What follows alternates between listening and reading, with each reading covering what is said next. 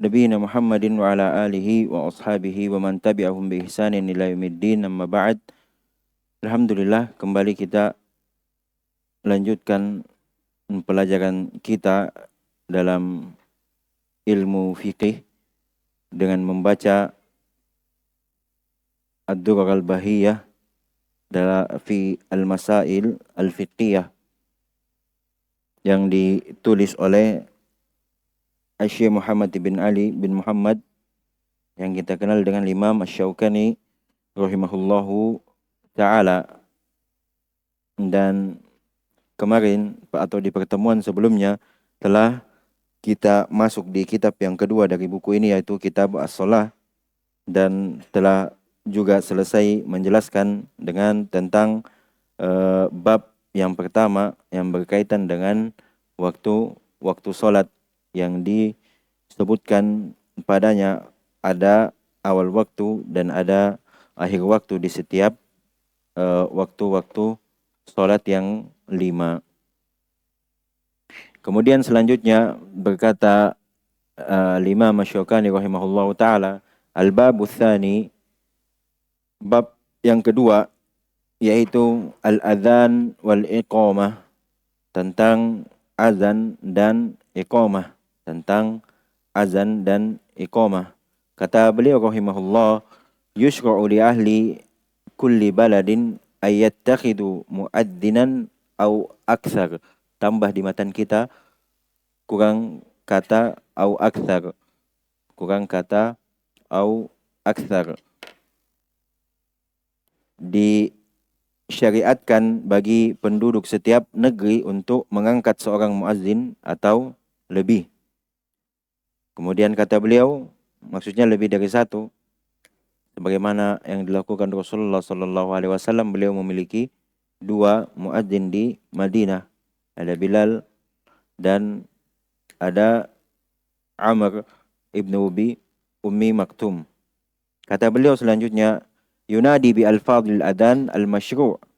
Kemudian muazzin yang diangkat itu mengumandangkan lafaz azan yang telah disyariatkan, telah datang pengajarannya dari Rasulullah sallallahu alaihi wasallam. Inda dukhuli waqti shalah. Ini pentingnya kenapa didahulukan dulu penjelasan tentang waktu-waktu salat, karena azan dikumandangkan tatkala masuk waktu salat. Wa yushra'u li kulli sami'in lil adani ayyutaba'al muadzin, dan disyariatkan membahas tentang sunnah yang dilakukan bagi orang yang mendengar azan. Disyariatkan bagi setiap orang yang mendengar azan untuk mengikuti atau mengulang lafaz yang dikumandangkan oleh muadzin. Kemudian terakhir kata beliau rahimahullah, thumma tushra'u li'iqamah 'ala sifati al-waridah.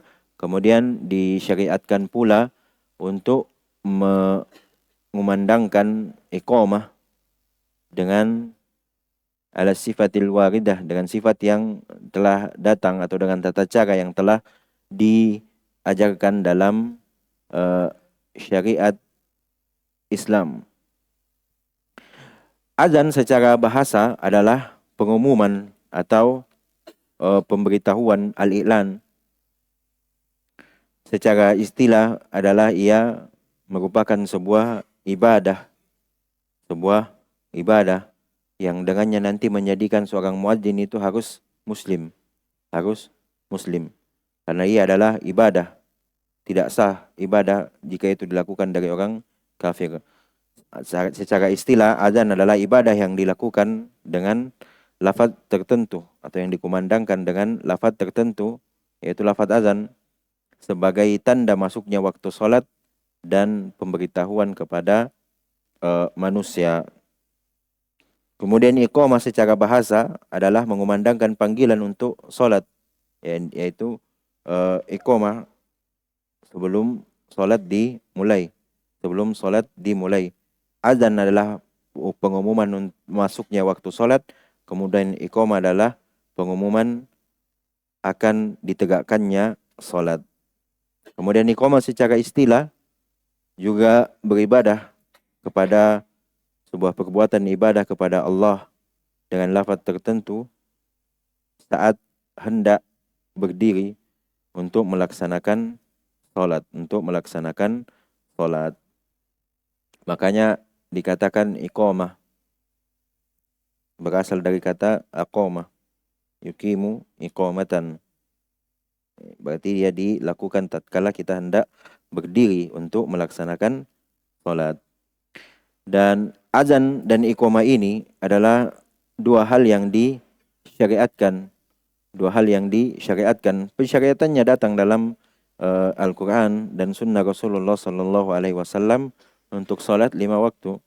Di antara dalil dari Al-Quran yang menunjukkan akan pensyariatan azan adalah firman Allah Subhanahu wa taala dalam surah Al-Maidah ayat 58. Allah Subhanahu wa taala berfirman, wa idza nadaitum ila as-shalah, apabila kamu menyeru atau kalian menyeru untuk melaksanakan salat, yaitu apabila muadzin kalian menyerukan untuk atau mengumandangkan azan untuk salat. An-nida. Adapun dalil dari hadis Rasulullah sallallahu alaihi wasallam akan pensyariatan azan dan iqamah adalah apa yang diriwayatkan oleh Imam Bukhari dan Imam Muslim dari sahabat Ibnu Umar radhiyallahu taala anhuma, bahwa beliau berkata, kaum muslimin dahulu ketika datang di Madinah, mereka hanya memperkirakan waktu sholat tanpa ada yang mengumandangkan azan atau tanpa ada yang memanggil mereka yang mengumumkan akan masuknya waktu sholat. Kemudian mereka berbincang tentang hal tersebut. Maka sebagian mereka berkata, pakai saja lonceng untuk menandakan masuknya waktu sholat sebagaimana yang dilakukan oleh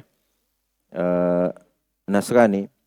Sebagian mereka mengatakan pakai saja trompet untuk menjadi penanda masuknya waktu sholat, yang sebagaimana yang dilakukan Yahudi. Kemudian Umar radhiyallahu taala anhu berkata, awala tab'atsuna rajulan yunadi bis shalah, bukankah lebih baik kita mengutus atau mengangkat seseorang untuk yunadi bis shalah, yaitu nada panggilan dengan suara an-nida, untuk memanggil orang untuk salat. Kemudian Rasulullah sallallahu alaihi wasallam bersabda, ya Bilal kum fanadi bis shalah, wahai Bilal berdirilah. Berarti perintah untuk menyeru orang, fanadi bis shalah, serulah orang untuk melaksanakan salat. Itu diantara dalil, banyak dalil-dalil yang lain, namun kita cukup menyebutkan saja satu dalil yang insyaallah telah mencukupi untuk maksud dari pembahasan. Kemudian hukum dari azan adalah dan iqamah adalah fardu kifayah, bukan fardu ain, fardu kifayah. Apabila telah ada yang melakukannya, maka gugur kewajiban bagi yang lainnya, karena azan dan iqamah merupakan syiar Islam yang dinampakkan. Harus ada yang melakukannya, tidak harus ada yang melakukannya. Lagi-lagi yang diinginkan adalah meninggikan kalimat Allah Subhanahu wa taala, bukan untuk membangga-banggakan diri. Kemudian dari apa yang disebutkan oleh Al-Imam Asy-Syaukani dalam buku beliau yang ada di hadapan kita ini, dapat kita bagi menjadi beberapa poin pembahasan. Yang pertama adalah syariat mengangkat seorang muadzin. Ucapan beliau, yushra'u li ahli kulli baladin ay yattakhidhu muadzinan aw aktsar. Disyariatkan bagi setiap penduduk negeri untuk mengangkat seorang muadzin atau lebih. Dan ini tentu sebagaimana disebutkan dalam hadis-hadis, di antaranya apa yang diriwayatkan oleh Abu Daud, At-Tirmidzi, An-Nasa'i dan Imam Ahmad yang disahihkan oleh Syekh Al-Albani rahimahullahu taala dalam Sahih Sunan An-Nasa'i dari sahabat Uthman ibn Abil As radhiyallahu anhu bahwasanya beliau berkata, ya Rasulullah, ij'alni imama qaumi, faqala anta imamuhum waqtadi bi adhafihim wattakhid muaddinan la ya'khudhu ala adanihi ajra. Kata Uthman ibn Abil As, beliau berkata, wahai Rasulullah, jadikanlah aku imam bagi kaumku. Maka beliau bersabda, engkau adalah imam bagi mereka. Engkau adalah imam bagi mereka. Ini menunjukkan bahwasanya imam ditunjuk oleh orang yang berilmu, bukan semau-maunya langsung maju mengimami manusia. Tidak. Bahkan disebutkan oleh para ulama bahwasanya menunjuk seorang imam mengimami manusia adalah hak dari pemerintah. Hak dari pemerintah, berdalilkan dengan hadis ini. Karena Rasulullah yang menjadikan beliau sebagai imam. Kata beliau, engkau adalah imam mereka. Kemudian waqtadi bi adhafihim, dan salatlah mengikuti keadaan yang paling lemah di antara mereka. Maksudnya jangan terlalu berlama-lama dalam salat. Lihat yang paling lemah di antara mereka, maka jadikan ia sebagai patokan dalam salat, Jangan sampai ada orang yang merasa berat dalam menegakkan salat. Dan yang menjadi syahid atau pokok pembahasan inti yang diinginkan dari pendalilan hadis ini adalah apa yang setelahnya. Wattakhid muaddinan la ya'khuduhu ala adanihi ajra. Dan jadikanlah atau ambillah, angkatlah seorang muazzin yang tidak mengambil upah dari azannya. Maksudnya di sini adalah ia yang tidak mempersyaratkan ia akan azan ketika diberi upah. Adapun jika ia diberi upah dari pekerjaannya, azannya, tanpa ia meminta, maka ini boleh saja. Yang tidak boleh adalah mereka yang meminta upah karena azannya. Rasulullah memerintahkan untuk mengangkat seorang muazzin. Inilah yang menjadi dalil bahwasanya disyariatkan untuk mengangkat seorang muazzin. Tidak boleh orang ketika masuk misalkan di sebuah masjid, semua maunya ia langsung datang pergi berdiri azan. Tidak. Bisa jadi sudah ada yang ditunjuk muazzin memang di situ. Tidak boleh kita semena-mena. Tidak boleh hanya sekedar semangat dalam kebaikan, betul.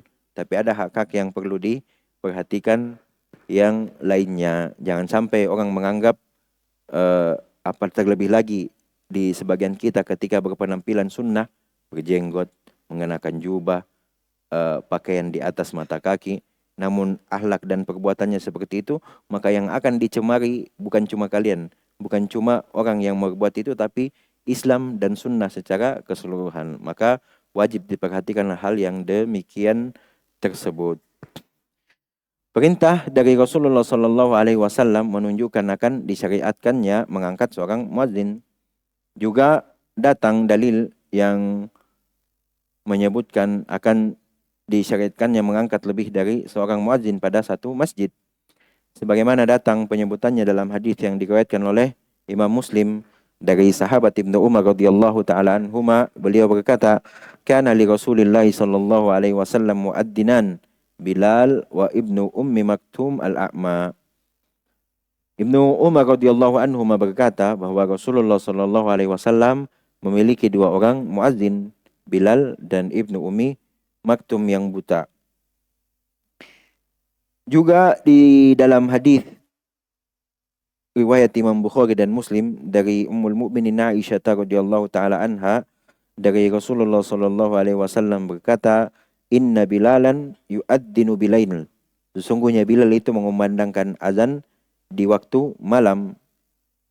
Fakulu washrabu hatta yu'addina Ibnu Ummi Maktum. Maka makan dan minumlah hingga kalian mendengar azan atau hingga Ibnu Ummi Maktum mengumandangkan azan. Ini menunjukkan bahwasanya ada 2 muadzin. Dan sebagai faidah diketahui bahwa di zaman Rasulullah sallallahu alaihi wasallam ada 4 orang muadzin. Yang pertama atau 2 di Madinah, yaitu Bilal ibn Abi Rabah dan Amr bin Ummi Maktum. Amr ibn Ummi Maktum itu muadzin beliau di Madinah berdua. Ketiga adalah Abu Mahzurah, muadzin di Makkah. Dan yang keempat adalah Sa'ad Al-Qarab, muadzin di Masjid Quba. Ini 4 orang muadzin di zaman Rasulullah sallallahu alaihi wasallam.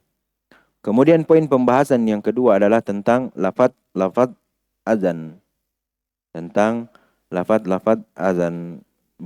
Beliau berkata, yunadi bi alfadil azan al-masyru', yang mengumandangkan, maksudnya muadzin, mengangkat muadzin yang mengumandangkan lafaz al-adhan, azan al-masyru' yang disyariatkan. Jadi sudah diajarkan bahkan sampai lafaz azan, tidak boleh semaunya. Tidak boleh semau-maunya. Seorang mengumandangkan azan dengan lafaz yang telah disyariatkan. Penjelasan tentang azan itu telah diajarkan oleh Rasulullah sallallahu alaihi wasallam. Di antara hadis yang menyebutkan tentang lafaz azan adalah yang diriwayatkan oleh Abu Daud, At-Tirmidzi, Ibnu Majah, Darimi, Imam Ahmad, dan disahihkan oleh Syekh Albani dalam Sahih Abu Daud dari sahabat Abdullah ibn Zaid radhiyallahu anhu. Beliau berkata, tatkala Rasulullah sallallahu alaihi wasallam bin naqus yu'malu li yudraba bihi linnasi li jam'i as-salah. Rasulullah sallallahu alaihi wasallam memerintahkan untuk membuat naqus, lonceng yang bisa atau digunakan untuk memanggil orang-orang li jam'i as-salah, untuk berkumpul melaksanakan salat. Kemudian kata Abdullah bin Zaid, saya bermimpi didatangi seorang laki-laki yang membawa lonceng di tangannya. Kemudian Abdullah bin Zaid berkata, wahai hamba Allah, apakah engkau menjual lonceng itu? Ya, karena tadi Rasulullah memerintahkan untuk membuat lonceng. Maka lelaki tersebut menjawab, untuk apa? Mau dipakai apa lonceng ini? Maka Abdullah bin Zaid menjawab, kami akan menggunakannya untuk memanggil orang-orang salat. Maka laki-laki tersebut berkata, ya ini masih di dalam mimpi ya, masih di dalam mimpi. Maukah aku tunjukkan sesuatu yang lebih baik? Sengaja saya langsung terjemahkan biar tidak banyak memakan waktu. Ada lafadznya ada. Insyaallah nanti saya berazam ketika selesai beberapa pembahasan, saya akan berikan apa yang sudah disusun. Tapi tetap juga dicatat, jangan sampai ada yang luput. Insyaallah ta'ala, semoga Allah mudahkan.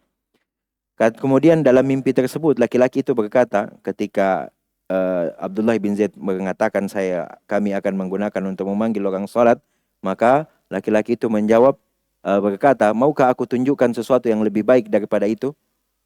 Maka Abdullah bin Zaid berkata, ya tentu. Maka ia pun berkata, ucapkanlah, maksudnya ketika hendak memanggil orang azan, jangan pakai lonceng, ucapkanlah Allahu Akbar, Allahu Akbar, Allahu Akbar, Allahu Akbar, sampai seterusnya selesai lafaz azan yang telah maklum di tengah-tengah kita ya. Kemudian orang tersebut, maksudnya yang ada di dalam mimpi itu, kata Abdullah bin Zaid, mundur sedikit, melangkah ke belakang, kemudian berkata lagi, dan jika engkau hendak, idza aqamtas shalah, apabila engkau hendak mendirikan salat, maksudnya iqamah, maka ucapkan Allahu Akbar, Allahu Akbar, asyhadu an la ilaha illallah, asyhadu anna Muhammadar Rasulullah, hayya 'alas shalah, hayya 'alal falah, qad qamatis shalah, qad qamatis shalah, Allahu Akbar, Allahu Akbar, la ilaha illallah. Kemudian kata Abdullah bin Zaid, di pagi harinya saya mendatangi Rasulullah sallallahu alaihi wasallam dan menceritakan mimpi itu. Kemudian kata beliau, itu adalah mimpi yang benar, insya Allah. Dan sebelumnya sampai sini jangan dianggap bahwasanya mimpi bisa dijadikan berdalil. Tidak. Kenapa? Karena tetap setelahnya ada persetujuan dari Rasulullah Sallallahu Alaihi Wasallam, dan Rasulullah Sallallahu Alaihi Wasallam ketika sebagaimana maklum di tengah kita, wa ma yantiqu anil hawa in hiya illa wahyu yuha. Beliau tidak berucap dari hawa nafsu mereka, hawa nafsunya. Tiada lain yang beliau ucapkan adalah wahyu yang diwahyukan. Maka bukan mimpinya yang jadi dalil, tapi ikrar, penetapan dari Rasulullah Sallallahu Alaihi Wasallam yang berkata bahwasanya mimpi itu benar. Kemudian kata Rasulullah, bangkitlah pergi bersama Bilal dan ajarkan apa yang engkau lihat di dalam mimpimu. Kemudian biarkan Bilal yang mengumandangkan azan tersebut. Maka kata Abdullah bin Zaid, saya pun pergi bersama Bilal dan mengucapkan lafaz azan yang saya dapati dalam mimpi satu persatu. Kemudian Bilal mengucapkannya, mengumandangkannya. Maksudnya Abdullah bin Zaid menyebutkan kepada Bilal, Bilal kemudian mengumandangkannya dengan suara yang lantang. Masih dalam hadis ini, masih lanjut, agak hadisnya memang agak panjang sedikit.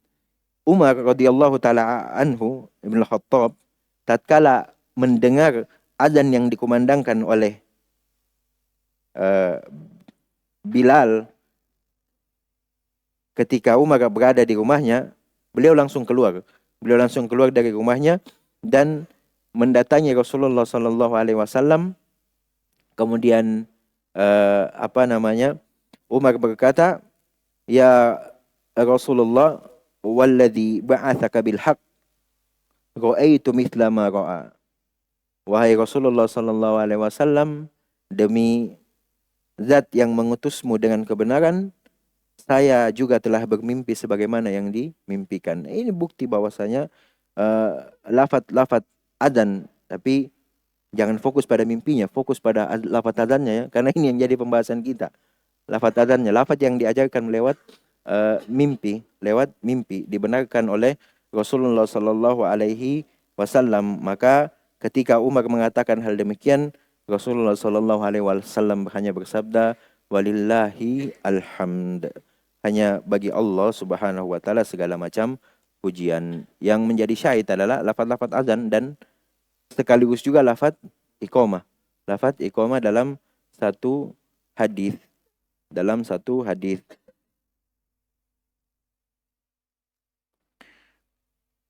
Poin pembahasan yang ketiga adalah tentang waktu mengumandangkan azan. Kapan azan itu dikumandangkan? Kapan azan dikumandangkan? Kata beliau, inda dukhuli waqti shalah. Ketika telah mengangkat seorang muadzin atau lebih yang mengadzankan lafaz-lafaz azan yang disyariatkan, maka kapan dikumandangkan? Kata beliau, ketika waktu salat telah masuk, inda dukhuli waqti shalah. Maka mengumandangkan azan dilakukan ketika waktu salat telah masuk. Waktu salat telah masuk, sebab azan adalah pengumuman bahwa waktu salat telah masuk. Karena itu dikumandangkan di waktu salatnya, bukan pada ketika hendak melaksanakan salat. Itu iqamah namanya nanti. Kecuali azan subuh yang dikumandangkan sebelum masuknya waktu salat, yaitu azan pertama. Tapi tetap azan yang kedua juga menunjukkan akan menandakan masuknya waktu salat. Tentu hadis ini berdasarkan hadis sebagaimana diriwayatkan dalam Imam Al-Bukhari dan Muslim dari sahabat Abdullah bin Mas'ud radhiyallahu anhu dari Rasulullah sallallahu alaihi wasallam bersabda, la yamna'anna ahadakum aw ahadam minkum adanu bilalil min sahurihi fa innahu yu'addin aw yunadi bilail liyarji'a qa'imakum wa liyunabbihana imakum. Kata beliau sallallahu alaihi wasallam, janganlah seseorang di antara kalian terhalangi dari makan sahurnya karena azannya Bilal. Yang sampai dipahami bahwa sudah masuk waktu sholat, tidak. Karena ia mengumandangkan azan di malam hari. Tujuannya untuk apa? Liyarji'a qa'imakum.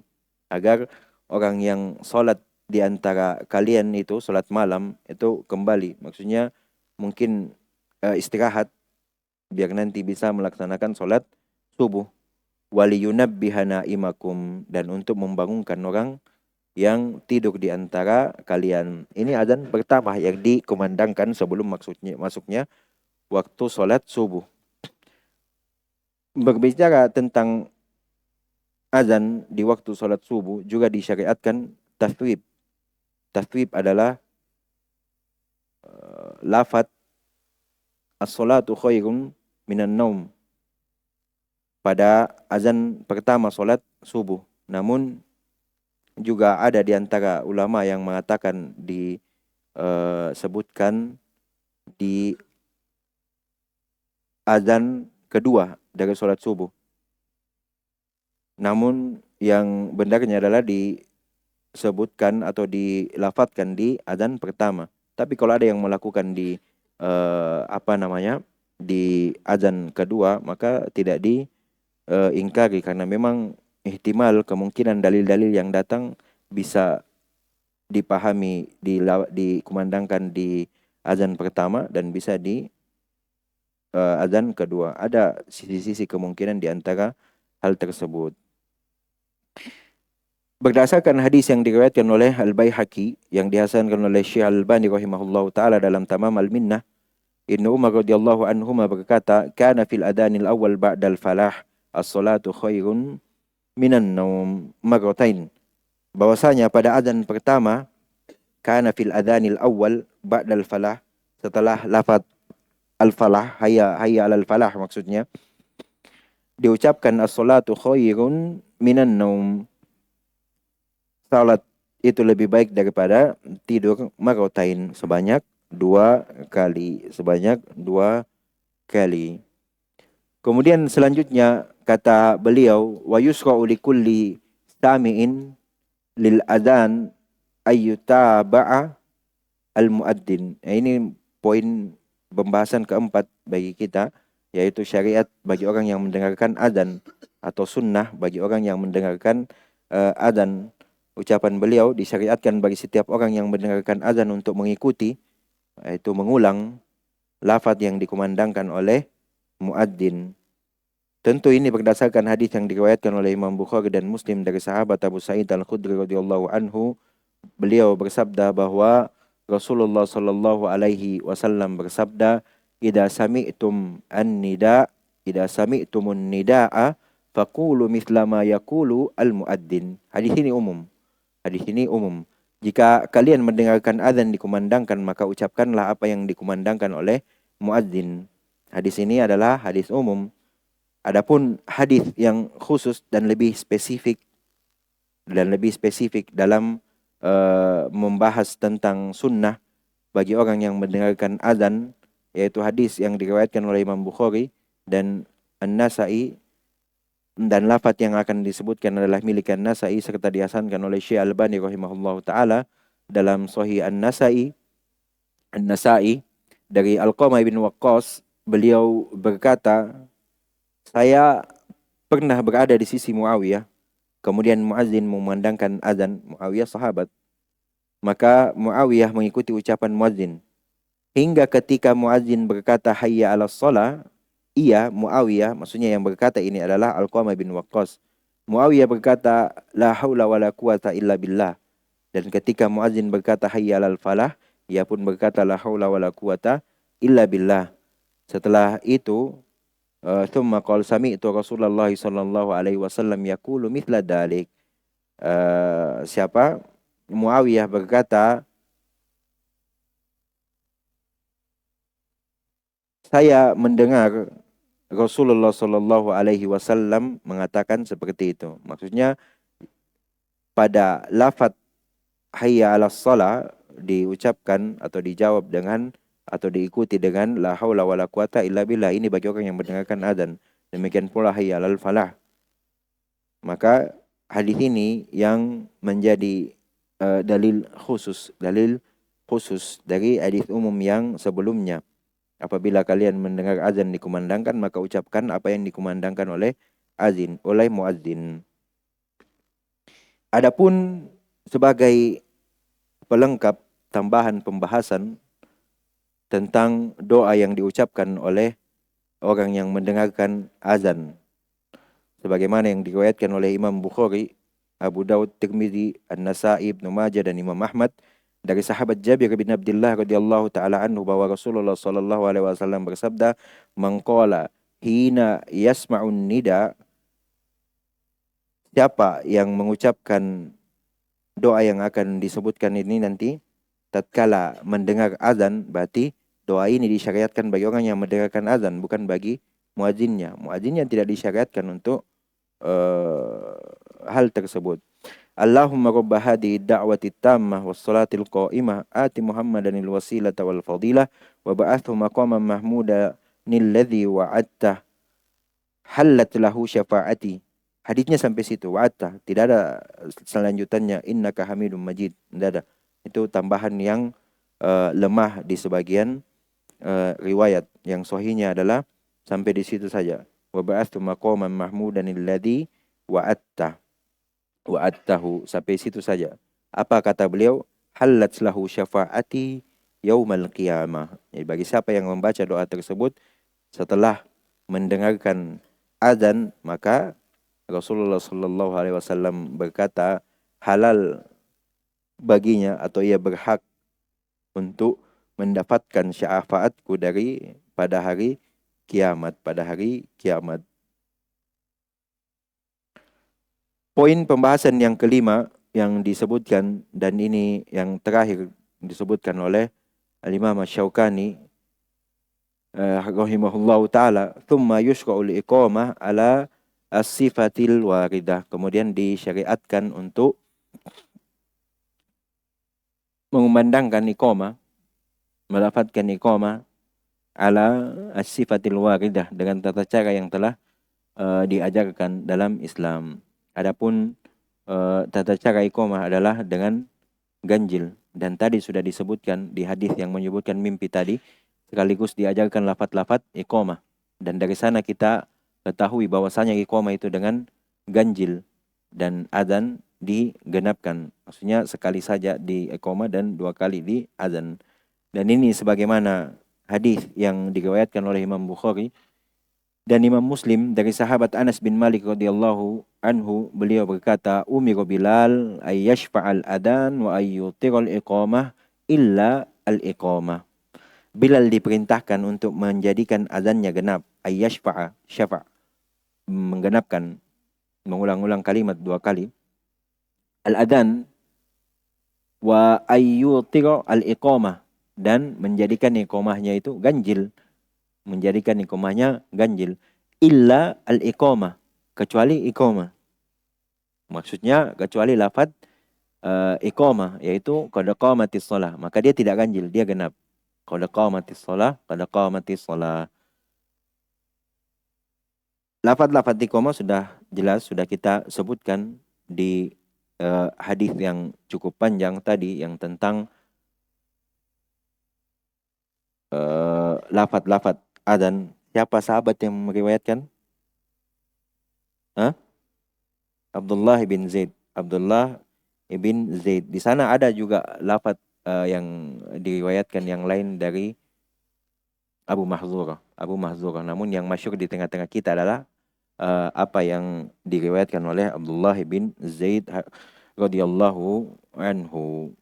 Selesai pembahasan dari tentang azan dan iqamah. Namun memang masih ada beberapa hal yang tidak disebutkan oleh Al-Imam Asy-Syaukani dalam bab azan dan iqamah, karena beliau memandang ini adalah fikih ringkas dan cukup. Kami isyaratkan saja sebagai pembahasan tambahan bahwa disunahkan bagi seorang muadzin untuk azan dalam keadaan berdiri. Dalilnya adalah ketika Rasulullah memerintahkan Bilal, "Kum ya Bilal, nudi bis shalah." Berdiri Bilal. Panggil atau suruh manusia untuk sholat. Kemudian disunnahkan juga bagi muadzin untuk menghadap kiblat ketika azan. Disunnahkan juga bagi muadzin untuk memasukkan jarinya ke telinga ketika azan.